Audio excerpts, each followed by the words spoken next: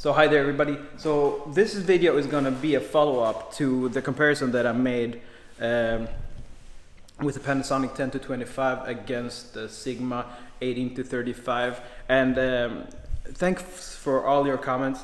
And it's really nice when I read the comments. I actually get a lot of the video ideas from the comments. So there were some people asking me, well, how does it perform at vlogging?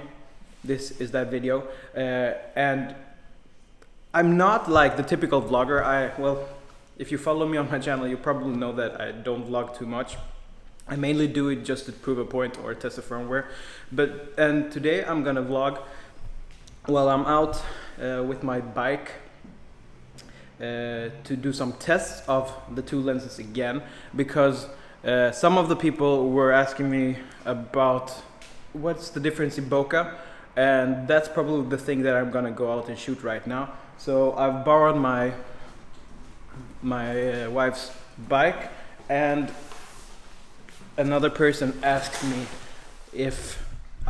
how this lens was for vlogging. So I'm doing two tests in one. I'm gonna go out and vlog while I'm doing some extra camera tests. So yeah, let's see how good the 10-25 is for vlogging, while I'm also recording the video where I'm testing the 10-25 against the Sigma 18-35. This time actually with the Metabones speed booster, because I know that a lot of people have asked me and how do they compare the Viltrox and the Metabones.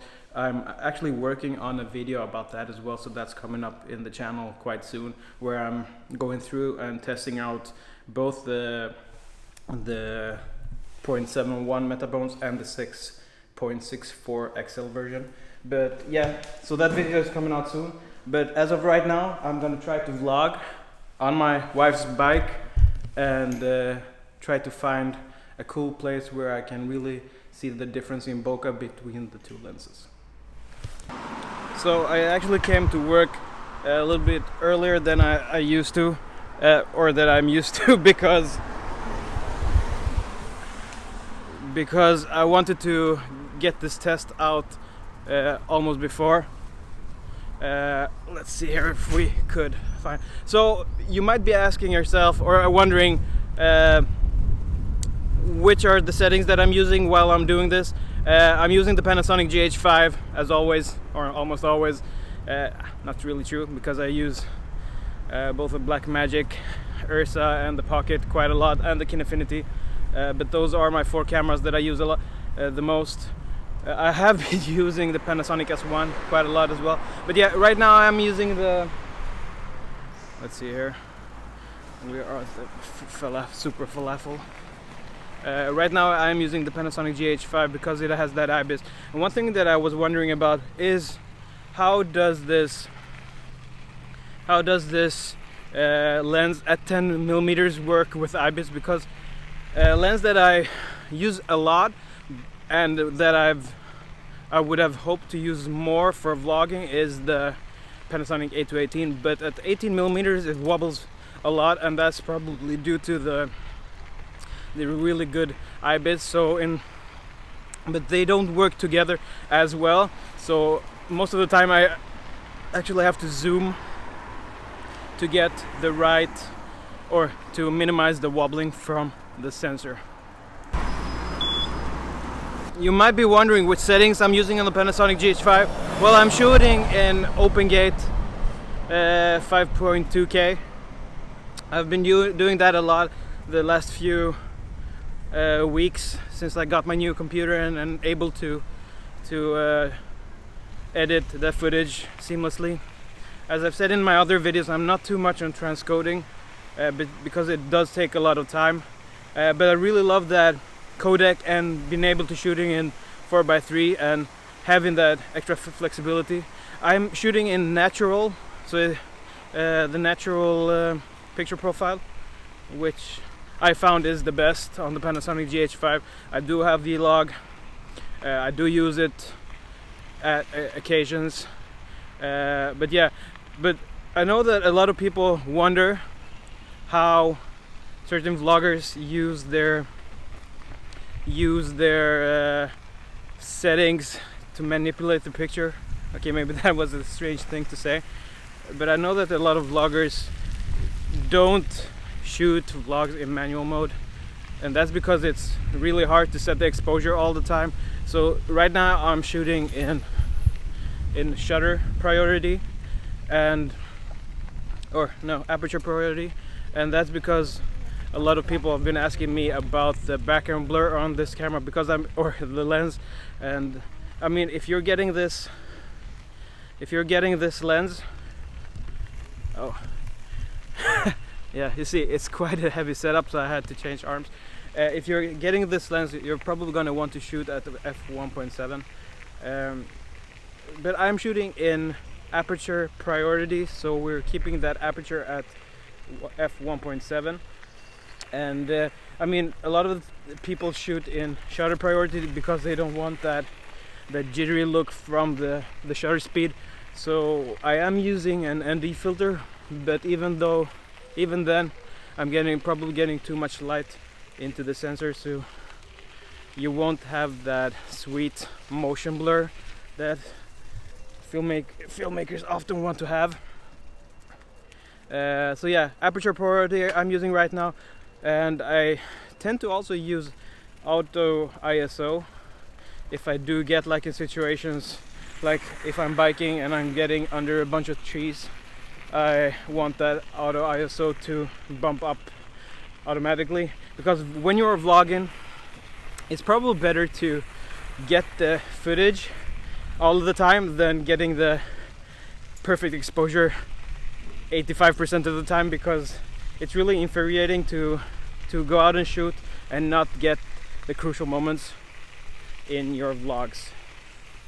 So another setting that I'm using on the Panasonic GH5 to do this vlog is that I'm using it in the autofocus in phase detect, and that's because I actually find it to lock onto your face quite good, and that works best for me. So yeah, phase detect on the autofocus, and as you can see right now I'm looking for a place where the bokeh would look good. I saw a statue over there that I might use. Another thing that people have been asking me for to compare the Sigma 18-35 to the Panasonic 10-25 is to compare this how the different lenses render skin tones. So I'm gonna do that, but probably because it's 8 now, I want to go back to work and to the studio in half an hour, so I might be doing that in the studio. This is, as I said, solely or mostly to demonstrate how good this lens is for vlogging. I feel that it doesn't wobble as much as the 8-18 because it isn't as wide. And on the one thing that you really have to think about, because I've seen more or less all the reviews on the 10-25, and I would say that they are accurate, but one thing that they don't emphasize as much as I do is that the difference in 10 millimeters to like the Sigma is 25 in full frame equivalent, which is 12.5, is actually quite huge for you who really want to use this as a wide angle lens. So that is hard to emphasize. If you already do have the 8-18 maybe, and you want to use it for vlogging, that is of course an option. You won't get as nice background blur, but you can still use that lens at 10 millimeters and probably get the same amount of wobbling as this lens. And and one thing to also think about is that this lens is actually quite a heavy lens for a micro four thirds lens. It's almost as a 24-70 on a full frame lens camera. So, but I mean, there are a lot of people who do vlog on full frame lenses, 16-35s, 2.8s. So this could actually be an option still. I'm really wondering how the exposure or like the autofocus is working right now as I'm speaking. It's really hard to speak and to look for a good place to do this test. So it's really early in the morning here, not a lot of people out walking. Well, of course people do not walk in water, but I didn't see a lot of people in the city when I took my bike. Yeah, let's continue. I might go back to the statue. Oh, we are at the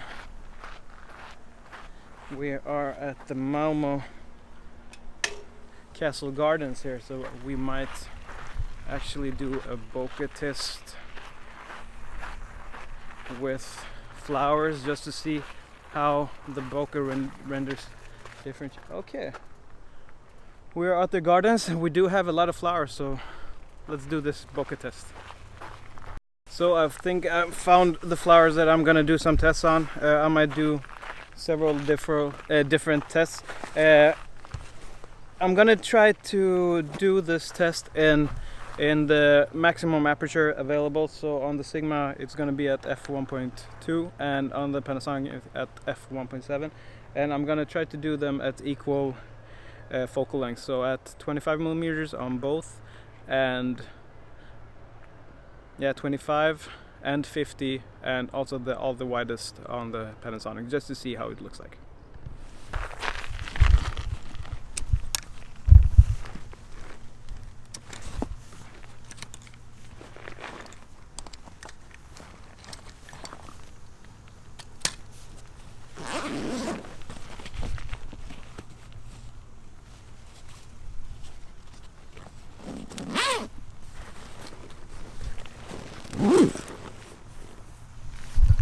So here I'm also borrowing the Panasonic S1 from Panasonic, and one thing that I forgot to tell all of you is that I was only supposed to have this lens like for 4 or 5 days, but and I did leave all the equipment that I borrowed from Panasonic at the office, but when I got back they hadn't picked it up, so I thought that's why I had the ability to make these extra videos that I'm making right now.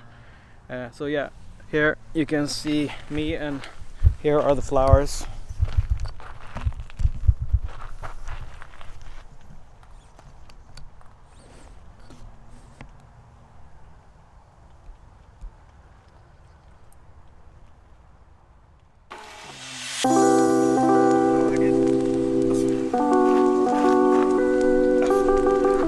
I forgot to take away the ND filter. For these kinds of tests, of course, you don't want to have an ND filter.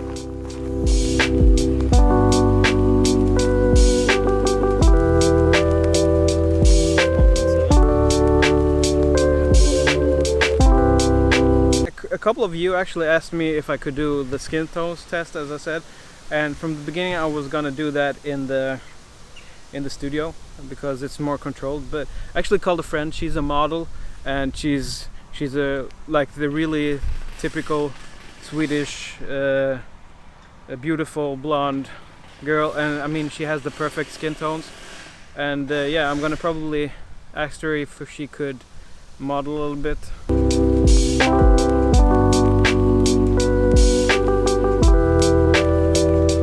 I'm just kidding. I'm also here, of course, gonna do the bokeh test.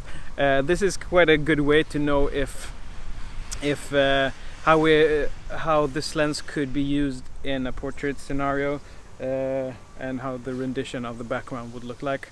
But yeah, let's have a look at my gorgeous friend here.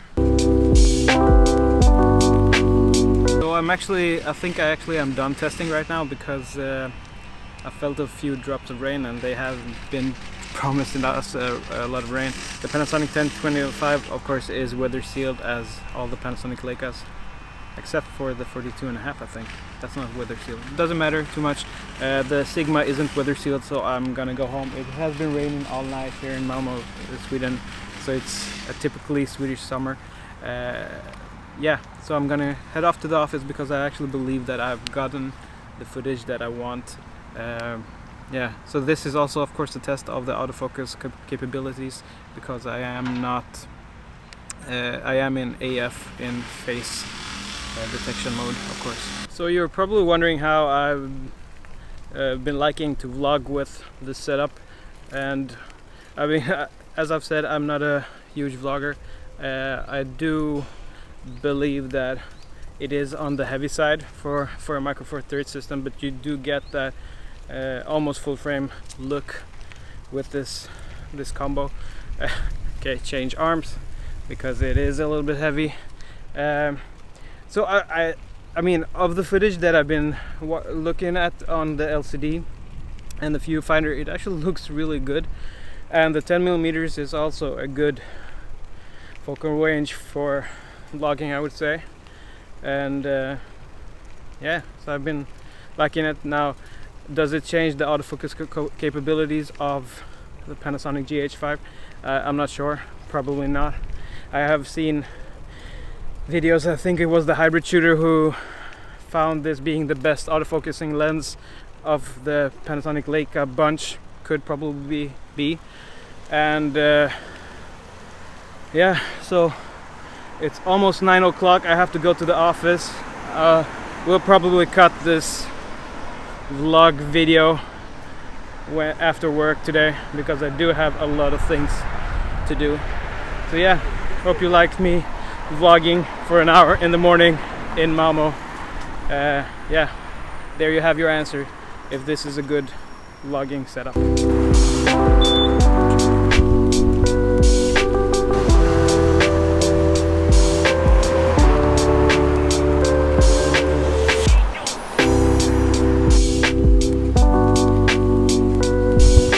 Here's my conclusion of using the setup, the 10-25 with the Panasonic GH5. I'm actually quite surprised at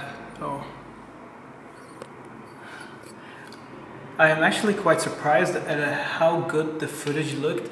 I mean, the autofocus blur is very nice, looks great, and I'm also very surprised at how good the autofocus was. It's only in one place of all of this recording where I saw the autofocus not being secure of where to be, and that was when I was having all of the branches in the background when I was standing just after the statue that I filmed. So very pleasantly surprised, and of course this was a vlogging test, so I didn't cut out any bad parts. So yeah, very surprised. The only negative thing about this is probably the weight of the setup. It is a little bit bigger, but with that said, it looks great and final. And in the end, that's probably, if you are a vlogger, one of the most important things. So, can I recommend the 10-25 with the Panasonic GH5? I truly can. The focus works great. The autofocus parts look great. Yeah, very nice combo, and I will probably be using this for vlogging more than I've done so far. And also the wobbling of the picture at 10mm is, I mean, I couldn't see any, so it's probably just at the ultra wide at 8mm. So yeah, if you have any questions for me, feel free to ask them in the comments, and please subscribe to my channel for more videos like this. My next video is gonna be probably the test that I shot while doing this vlog, and I'm also trying to see if I can use the DJI Ronin SC with this combo. So if you want to see those videos, please subscribe to my channel. Until next time, bye bye.